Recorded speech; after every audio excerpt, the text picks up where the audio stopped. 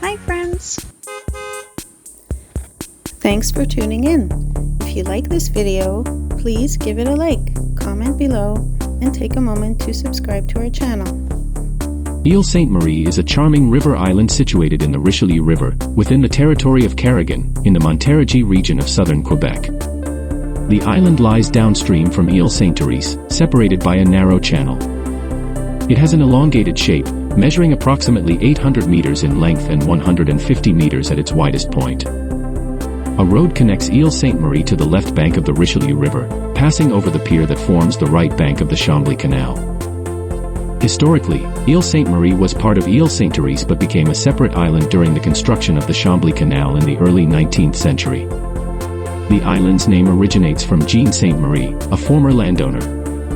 Over time, the island transitioned from agricultural use to a residential area, now hosting around 30 homes. Thank you very much. The main roadway on the island is Rue de Île Sainte-Marie. The island offers a peaceful environment with scenic views of the Richelieu River and the surrounding natural landscape. It's an ideal spot for those seeking tranquility away from the hustle and bustle of city life. It's a unique place to visit or reside in the Montérégie region of Quebec.